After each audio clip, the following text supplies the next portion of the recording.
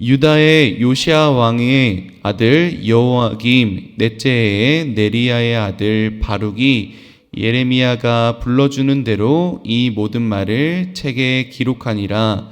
그때 선지자 예레미야가 그에게 말하여 이르되, 바룩아, 이스라엘의 하나님 야훼께서 내게 이같이 말씀하셨느니라. 내가 일찍이 말하기를 화로다, 야훼께서 나의 고통에 슬픔을 더하셨으니 나는 나의 탄식으로 피곤하여 평안을 찾지 못하도다. 너는 그에게 이르라, 야훼께서 이와 같이 말씀하시기를, 보라, 나는 내가 세운 것을 헐기도 하며 내가 심은 것을 뽑기도 하나니 온 땅에 그리하겠거늘.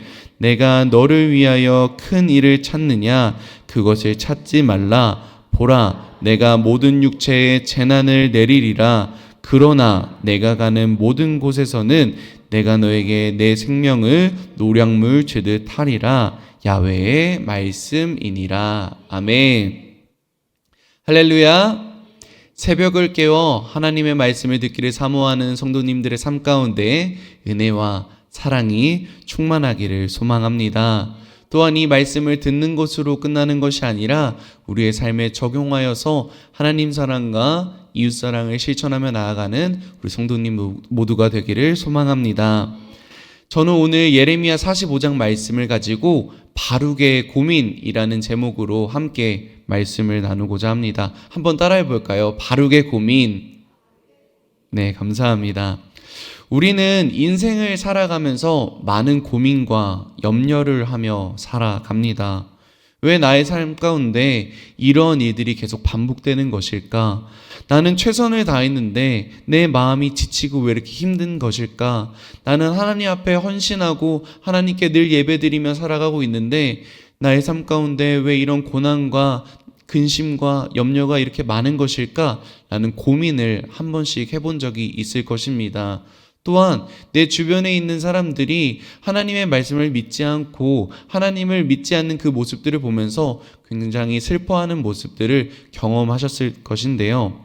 아마 이 새벽 기도에 나오신 성도님들도 또한 가족들을 위해서 또한 교회를 위해서 나를 위해서 묵묵히 기도하시며 살아가고 계실 것입니다.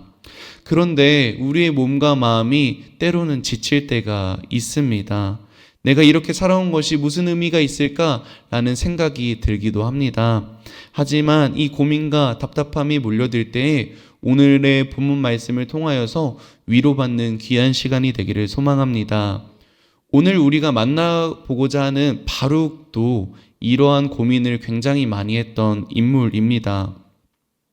이 바룩은요, 하나님을 위해서 그리고 예레미야 선지자를 위해서 충성스럽게 일했지만 그의 마음은 깊은 고민과 탄식 속에서 살아가고 있었습니다. 혹시 우리 성도님들도 이 바룩과 같이 남들에게 말하지 못하는 고민 그리고 해결되지 않는 문제들이 있으셔서 이 자리 가운데 나오신 성도님들도 있을 것입니다. 오늘의 말씀을 통해 하나님께서 바룩에게 어떻게 답하셨는지, 어떻게 위로하셨는지 함께 살펴보고자 합니다. 제가 오늘 본문 말씀 1절을 다시 한번 읽어드리겠습니다. 유다의 요시야 왕의 아들 여호야김 넷째 해에 네리야의 아들 바룩이 예레미야가 불러주는 대로 이 모든 말을 책에 기록하니라. 그때에 선지자 예레미야가 그에게 말하여 이르되 라고 나와 있습니다.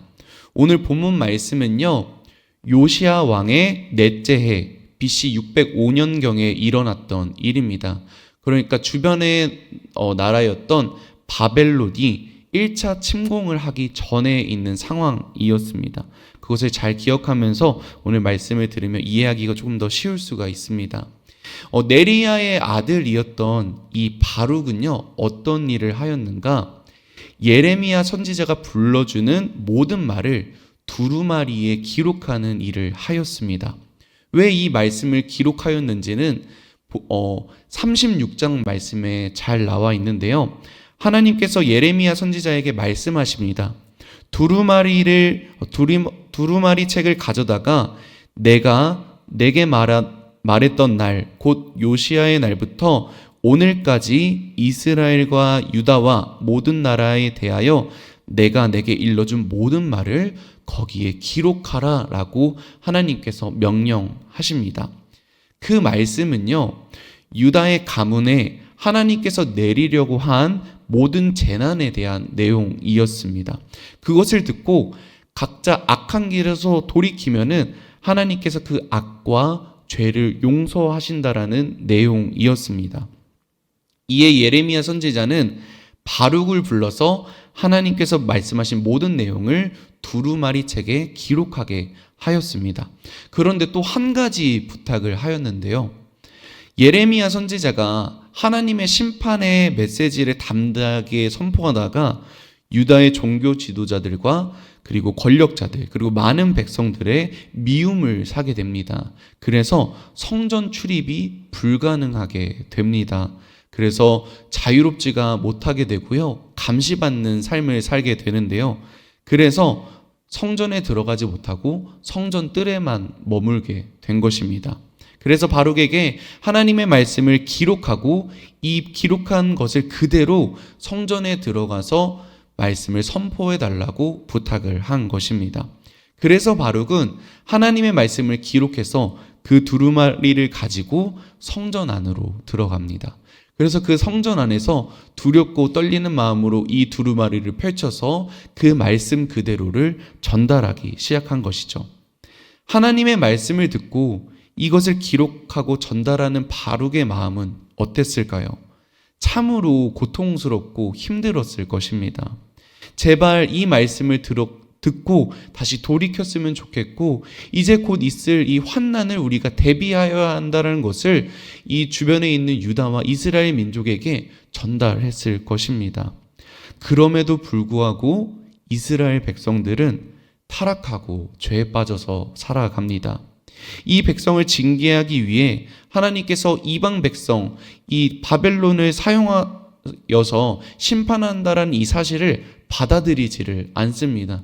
또한 왕에게 고하여서 왕이 그 두루마리를 가지고 오게 한 다음에 이 두루마리를 칼로 그어서 불태워버리는 일도 발생하게 됩니다. 바룩의 마음은 굉장히 타들어 갔을 것입니다. 마음도 굉장히 무너졌을 것입니다. 이런 고민과 걱정, 답답함 속에 하루하루를 살아갔을 것입니다. 그런 바룩에게 하나님의 말씀이 전해집니다. 2절 말씀인데요. 바룩아, 이스라엘의 하나님 야훼께서 내게 이같이 말씀하느니라. 바룩은요, 하나님의 대언자도 아니었고 선지자도 아니었습니다. 그저 선지자 예레미야가 하나님께 받은 그 말씀을 그대로 기록하는 자였고요. 그 말씀을 그대로 전달하는 자였습니다. 하지만 바룩이 하나님의 말씀을 전달하고 마음속에 깊은 고민과 탄식을 하고 있을 때 하나님께서 이 바룩의 아픈 상처와 그 마음 가운데 위로를 행하십니다. 하나님을 사랑하고 하나님의 말씀을 선포하기 위해 열심히 살아갔던 이 바룩의 마음 가운데 이스라엘의 하나님, 이 백성들을 구원하신 하나님께서 바룩에게 말씀하신 것입니다. 사랑하는 성도님들, 전능하신 하나님께서는요, 우리의 작은 신음에도 응답하시고 귀를 기울이시고 계십니다. 성도님들이 가지고 있는 모든 기도 제목을 들으시고 주님의 때에 주님의 방법으로 이루실 줄로 믿습니다. 우리가 그 마음의 소망을 늘 품으며 살아가는 우리 모든 성도님들 되기를 축복합니다.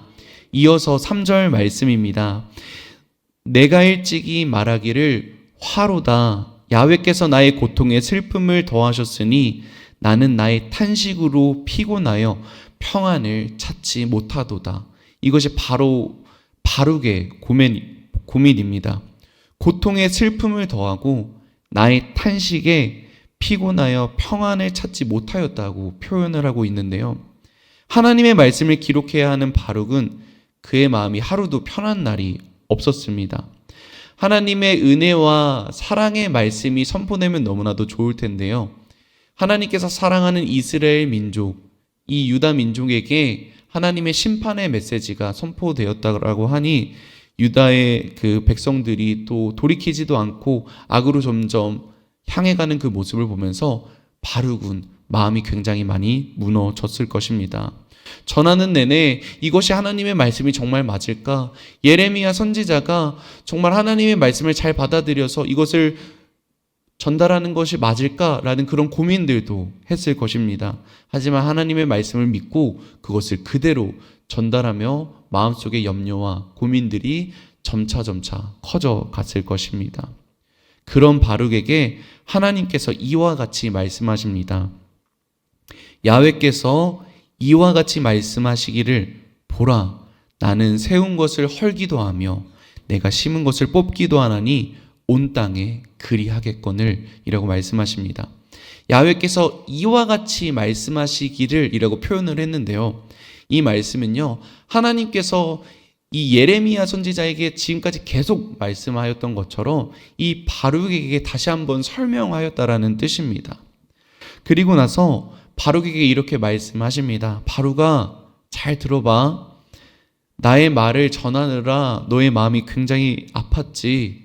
너도 쉽지 않았다라는 것을 나도 잘 알아.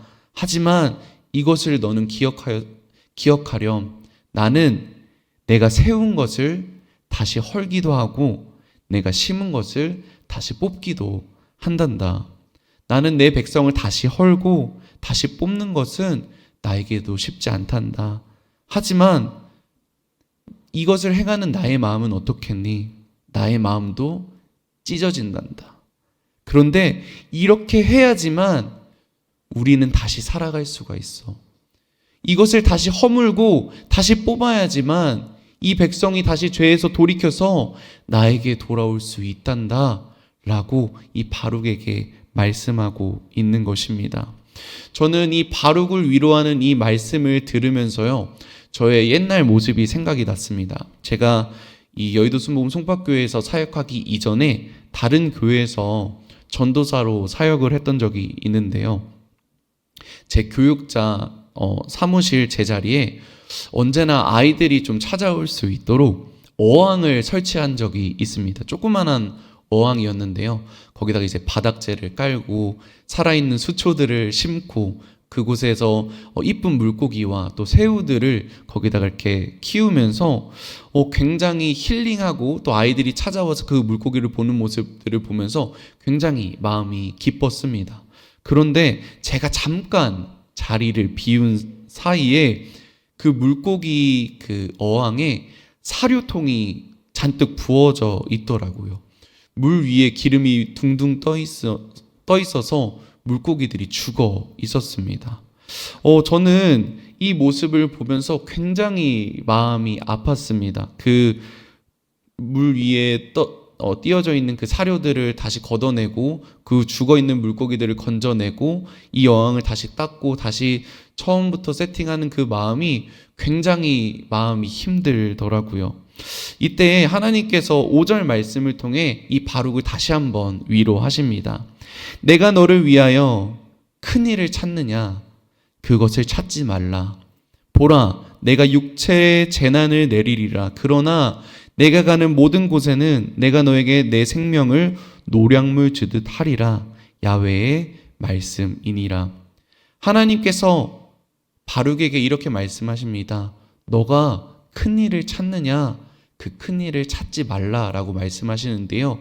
이 큰 일이라는 것은 무엇이냐 하면은 하나님께서 하실 일을 말씀하시는 겁니다. 하나님께서 계획하시고 이 이스라엘 민족을 사랑하셔서 다시 하나님의 품으로 돌아오게 하기 위해서 주변에 있는 바벨론을 사용하셔서 이 땅에 잘못된 것들을 다시 세우시는 것을 이야기하는 것입니다.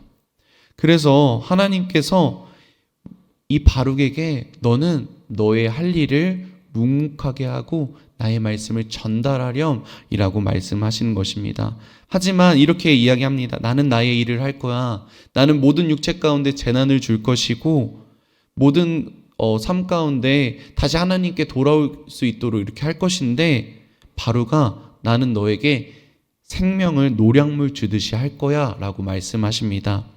노량물이라는 것은요 승자가 얻는 것입니다. 우리가 생각했을 때는 바벨론에 침공당하는 것은요, 패배하는 것처럼 느껴집니다. 하지만 하나님께서는 이 패자와 같은 이 상황 가운데서 이 바룩에게 생명을 준다라고 말씀하고 있습니다. 그래서 우리는 묵묵히 우리의 일을 하며 최선을 다하여 하나님 사랑과 이웃 사랑을 실천하며 나아가야 합니다. 말씀의 결론입니다. 우리는 가끔 우리의 삶 가운데 나타나는 걱정과 염려로 인해서 마음이 굉장히 힘들고 무너질 때가 있습니다. 왜 하나님을 믿고 잘 살아가는데 왜 나의 삶 가운데는 이러한 어려움과 큰 일이 찾아오는 것일까? 라는 생각이 들면서 하나님을 원망할 때도 있습니다. 하지만 우리는 오늘의 말씀을 통하여서 기억해야 합니다. 하나님은 큰 일을 행하시는 분입니다. 세우시는 것도, 허무시는 것도, 심는 것도, 뽑는 것도 하나님께서 하시는 일입니다. 오늘은 6월 3일 21대 대통령 선거가 있는 날입니다. 많은 사람들의 관심이 집중되어 있고요. 많은 사람들이 기도하고 있습니다. 사랑하는 성도님들, 하나님께서 큰 일을 행하고 계십니다. 우리는 이 나라를 사랑하고 우리를 올바른 길로 인도하고 계시는 하나님을 의지하며 하나님께만 매달리며 살아가야 합니다. 당을 바라보는 것이 아니라, 사람을 바라보는 것이 아니라 하나님을 의지하고 하나님의 그 큰 일을 행하심을 늘 의지하며 살아가는 우리 성도님들 되시기를 축복합니다. 내가 열심히 했는데도 잘 안 돼도 실망할 필요가 없습니다. 내가 열심히 했는데 잘 돼도 교만할 필요가 없습니다. 큰 일을 행하시는 분은 하나님이십니다. 기도하도록 하겠습니다. 사랑과 은혜가 풍성하신 주님, 고맙고 감사를 올려드립니다. 우리 성도님들의 각자의 염려와 고민, 모든 탄식을 주님께서 아시고 주님의 큰 일을 행하실 줄로 우리가 믿습니다. 남들에게 말하지 못하는 그 고민과 염려, 주님께서 아시고 옳은 길로 인도해 주실 줄로 우리가 믿습니다. 우리가 주님께 우리의 삶을 온전히 맡기며 나아갈 때 우리의 마음 가운데 그리스도의 평안을 허락하여 주시고 주님의 은혜가 풍성히 넘칠 수 있도록 주님께서 축복하여 주시옵소서. 우리 교회를 위해서 기도합니다. 우리 교회가 주님의 기쁨이 되기를 힘쓰는 교회 될 수 있게 도와주시옵소서. 우리의 머리 대신 예수님을 따라 우리가 손과 발이 되어서 하나님께서 가시고자 하는 그 방향으로 우리가 나아갈 수 있게 도와주시옵고, 하나님의 일꾼으로서 하나님께서 뜻하신 그곳에 주님의 사랑을 전달하며 주님의 큰 뜻을 이루며 살아갈 수 있는 우리 교회 될 수 있도록 주님께서 축복하여 주시옵소서. 우리 나라를 위해서 기도하며 나아갑니다. 우리 나라가 많이 힘듭니다. 주님, 우리나라를 불쌍히 여겨 주시옵고 주님의 때에 주님의 방법으로 옳은 길로 인도하여 주시옵소서. 또한 오늘 대통령이 이제 새롭게 뽑히는 날입니다. 주님께서 그 대통령을 불쌍히 여겨 주시고 우리나라가 정말 하나님의 뜻 안에서 옳은 길로 살아갈 수 있도록, 옳은 길을 향하여 나아갈 수 있는 우리 대한민국 될 수 있도록 주님께서 축복하여 주시옵소서. 다음 세대들을 위해서 기도합니다. 다음 세대들이 주님의 말씀을 붙들고 이 혼란하고 어두운 이 세상을 잘 헤쳐나갈 수 있도록 주님께서 축복하여 주시옵소서. 무너지고 쓰러지고 낭망할지라도 다시 하나님의 말씀 붙들고 다시금 일어날 수 있는 우리 다음 세대들 될 수 있게 도와주시옵고, 우리 교회에서 예배드리고 또한 우리나라에서 예배드리고 또한 주님을 믿는 모든 성도님들의 삶 가운데 주님께서 은혜와 위로와 사랑을 허락하여 주셔서 늘 주님만을 바라보며 살아갈 수 있도록 주님께서 축복하여 주시옵소서. 이 모든 말씀 우리를 사랑하시는 예수님의 이름으로 기도드립니다. 아멘.